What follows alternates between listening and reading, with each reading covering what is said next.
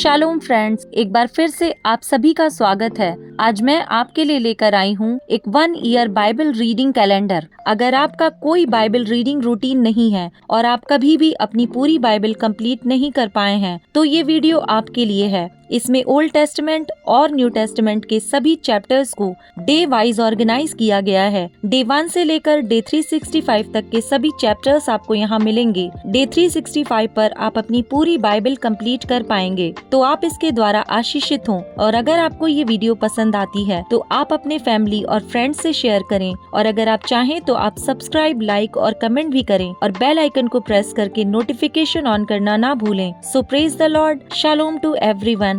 Let's get started. Day 94, chapter number 12। Jephthah और एप्रैम के गोत्र के लोग। तब एप्रैमी पुरुष इकट्ठा होकर सापोन को जाकर यिप्तह से कहने लगे, जब तू अम्मोनियों से लड़ने को गया तब हमें संग चलने को क्यों नहीं बुलाया? हम तेरा घर तुझ समेत जला देंगे। यिप्तह ने उनसे कहा, मेरा और मेरे लोगों का अम्मोनियों से बड़ा झगड़ा हुआ था, और जब मैंने तुमसे सहायता मांगी तब तुमने मुझे उनके हाथ से नहीं बचाया। तब यह देखकर कि तुम मुझे नहीं बचाते, मैं अपने प्राणों को हथेली पर रखकर अम्मोनियों के विरुद्ध चला, और यहोवा ने उनको मेरे हाथ में कर दिया। फिर तुम अब मुझसे लड़ने को क्यों चढ़ आए हो? तब यिप्तह गिलाद के सब पुरुषों को इकट्ठा करके एप्रैम से लड़ा। एप्रैम जो कहता था, हे गिलादियों, तुम तो एप्रैम और मनशे के बीच रहने वाले एप्रेमियों के भगौड़े हो। और गिलादियों ने उनको मार लिया, और गिलादियों ने यरदन का घाट उनसे पहले अपने वश में कर लिया। और जब कोई एप्रेमी भगोड़ा कहता, मुझे पार जाने दो, तब गिलाद के पुरुष उससे पूछते थे, क्या तू एप्रेमी है? और यदि वह कहता नहीं, तो वे उससे कहते, अच्छा शिब्बोलेत कह। और वह कहता सिब्बोलेत, क्योंकि वह इसका ठीक से उच्चारण नहीं कर पाता था। तब वे उसको पकड़कर यरदन के घाट पर मार डालते थे। इस प्रकार उस समय 42,000 एप्रैमी मारे गए। यिप्तह 6 वर्ष तक इजराइल का न्याय करता रहा। तब यिप्तह गिलादी मर गया, और उसको गिलाद के किसी नगर में मिट्टी दी गई। इब्सान, एलोन और अब्दोन के चरित्र। उसके बाद बैतलहम का निवासी इब्सान इजराइल का न्याय करने लगा। उसके 30 बेटे हुए, और उसने अपनी 30 बेटियों का बाहर विवाह कर दिया, और बाहर से अपने बेटों का विवाह करके 30 बहू ले आया। वह इजराइल का न्याय 7 वर्ष तक करता रहा। तब इब्सान मर गया, और उसको बैतलहम में मिट्टी दी गई। उसके बाद जबूलूनी एलोन इजराइल का न्याय करने लगा, और वह इजराइल का न्याय 10 वर्ष तक करता रहा। तब एलोन जबूलूनी मर गया, और उसको जबूलून के देश में अय्यालोन में मिट्टी दी गई। उसके बाद पिरातोनी हिल्लेल का पुत्र अब्दोन इजराइल का न्याय करने लगा, और उसके 40 बेटे और 30 पोते हुए, जो गधियों के 70 बच्चों पर सवार हुआ करते थे। वह 8 वर्ष तक इजराइल का न्याय करता रहा। तब पिरातोनी हिल्लेल का पुत्र अब्दोन मर गया, और उसको एप्रैम के देश के पिरातोन में, जो अमालेकियों के पहाड़ी देश में है, मिट्टी दी गई। चैप्टर नंबर 13, शिमशोन का जन्म। इजराइलियों ने फिर यहोवा की दृष्टि में बुरा किया, इसलिए यहोवा ने उनको फिलिस्तियों के वश में 40 वर्ष के लिए रखा। दानियों के कुल का सोरावासी मानोह नामक एक पुरुष था, जिसकी पत्नी के बांझ होने के कारण कोई पुत्र न था। उस स्त्री को यहोवा के दूत ने दर्शन देकर कहा, सुन, बांझ होने के कारण तेरे बच्चा नहीं, परंतु अब तू गर्भवती होगी और तेरे बेटा होगा। इसलिए अब सावधान रह कि ना तो तू दाख मधु या और किसी भांति की मदिरा पिए, और ना कोई अशुद्ध वस्तु खाए, क्योंकि तू गर्भवती होगी और तेरे एक बेटा उत्पन्न होगा, और उसके सिर पर छुरा ना फिरे, क्योंकि वह जन्म से ही परमेश्वर का नाजीर ठहरेगा, और इजराइलियों को फिलिस्तियों के हाथ से छुड़ाने में वही हाथ लगाएगा। उस स्त्री ने अपने पति के पास जाकर कहा, परमेश्वर का एक जन मेरे पास आया था, जिसका रूप परमेश्वर के दूत का सा अति भय योग्य था, और मैंने उससे ना पूछा कि तू कहाँ का है, और ना उसने मुझे अपना नाम बताया, परंतु उसने मुझसे कहा, सुन, तू गर्भवती होगी और तेरे एक बेटा होगा। इसलिए अब ना तो दाख मधु या और किसी भांति की मदिरा पीना, और ना कोई अशुद्ध वस्तु खाना, क्योंकि वह लड़का जन्म से मरण के दिन तक परमेश्वर का नाजीर रहेगा। तब मानोह ने यहोवा से यह विनती की, हे प्रभु, विनती सुन। परमेश्वर का वह जन जिसे तूने भेजा था फिर हमारे पास आए, और हमें सिखलाए कि जो बालक उत्पन्न होने वाला है उससे हम क्या क्या करें। मानो कि यह बात परमेश्वर ने सुन ली, इसलिए जब वह स्त्री मैदान में बैठी थी और उसका पति मानो उसके संग ना था, तब परमेश्वर का वही दूत उसके पास आया। तब उस स्त्री ने झट दौड़कर अपने पति को यह समाचार दिया, जो पुरुष उस दिन मेरे पास आया था उसी ने मुझे दर्शन दिया है। यह सुनते ही मानो उठकर अपनी पत्नी के पीछे चला और उस पुरुष के पास आकर पूछा, क्या तू वही पुरुष है जिसने इस स्त्री से बातें की थी? उसने कहा, मैं वही हूँ। मानो ने कहा, जब तेरे वचन पूरे हो जाएं, उस बालक का कैसा ढंग और उसका क्या काम होगा? यहोवा के दूत ने मानो से कहा, जितनी वस्तुओं की चर्चा मैंने इस स्त्री से की थी उन सब से यह परे रहे। यह कोई वस्तु जो दाखलता से उत्पन्न होती है ना खाए, और ना दाख मधु या और किसी भांति की मदिरा पिए, और ना कोई अशुद्ध वस्तु खाए। जो आज्ञा मैंने इसको दी थी उसी को यह माने। मानो ने यहोवा के दूत से कहा, हम तुझको रोक लें कि तेरे लिए बकरी का एक बच्चा पकाकर तैयार करें। यहोवा के दूत ने मानो से कहा, चाहे तू मुझे रोक रखे, परंतु मैं तेरे भोजन में से कुछ ना खाऊंगा, और यदि तू होम बलि करना चाहे तो यहोवा ही के लिए कर। मानो तो ना जानता था कि यह यहोवा का दूत है। मानो ने यहोवा के दूत से कहा, अपना नाम बता, इसलिए कि जब तेरी बातें पूरी हों तब हम तेरा आदर मान कर सकें।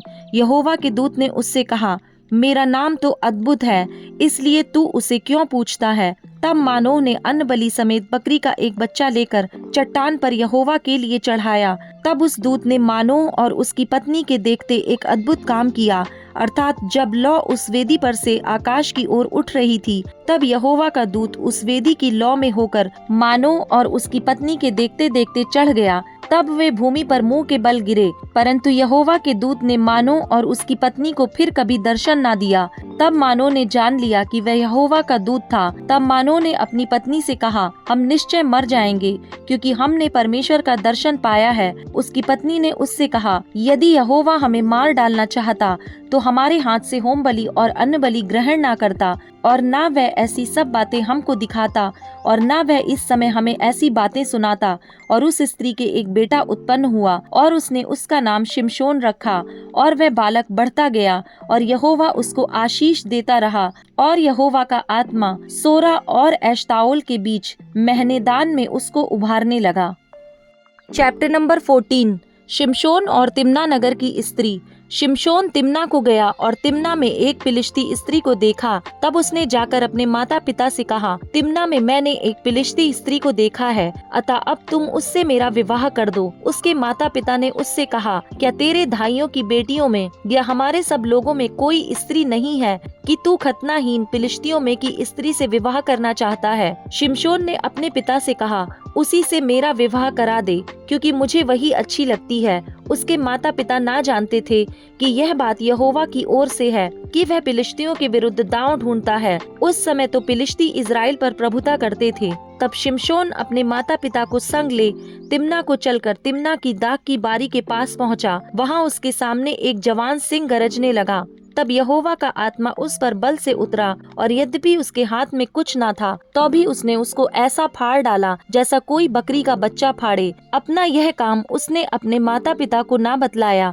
तब उसने जाकर उस स्त्री से बातचीत की, और वह शिमशोन को अच्छी लगी। कुछ दिनों के बीतने पर वह उसे लाने को लौट चला, और उस सिंह की लोथ को देखने के लिए मार्ग से मुड़ गया तो क्या देखा कि सिंह की लोथ में मधुमक्खियों का एक झुंड और मधु भी है। तब वह उसमें से कुछ हाथ में लेकर खाते खाते अपने माता पिता के पास गया, और उनको यह बिना बताए कि मैंने इसको सिंह की लोथ में से निकाला है, कुछ दिया, और उन्होंने भी उसे खाया। तब उसका पिता उस स्त्री के यहाँ गया, और शिमशोन ने जवानों की रीति के अनुसार वहाँ भोज दिया। उसको देखकर वे उसके संग रहने के लिए 30 संगियों को ले आए। शिमशोन ने उनसे कहा, मैं तुमसे एक पहेली कहता हूँ, यदि तुम इस भोज के 7 दिनों के भीतर उसे बूझकर अर्थ बता दो तो मैं तुमको 30 कुर्ते और 30 जोड़े कपड़े दूंगा, और यदि तुम उसे ना बता सको तो तुमको मुझे 30 कुर्ते और 30 जोड़े कपड़े देने पड़ेंगे। उन्होंने उससे कहा, अपनी पहेली कह कि हम उसे सुने। उसने उनसे कहा, खाने वाले में से खाना और बलवंत में से मीठी वस्तु निकली। इस पहेली का अर्थ वे 3 दिन के भीतर ना बता सके। 7वें दिन उन्होंने शिमशोन की पत्नी से कहा, अपने पति को फुसला कि वह हमें पहेली का अर्थ बताए, नहीं तो हम तुझे तेरे पिता के घर समेत आग में जलाएंगे। क्या तुम लोगों ने हमारा धन लेने के लिए हमें नेवता दिया है क्या यही बात नहीं है? तब शिमशोन की पत्नी यह कहकर उसके सामने रोने लगी, तू तो मुझसे प्रेम नहीं बैर ही रखता है। तूने एक पहेली मेरी जाति के लोगों से तो कही है, परंतु मुझको उसका अर्थ भी नहीं बताया। उसने कहा, मैंने उसे अपने माता पिता को भी नहीं बताया। फिर क्या मैं तुझको बता दूं?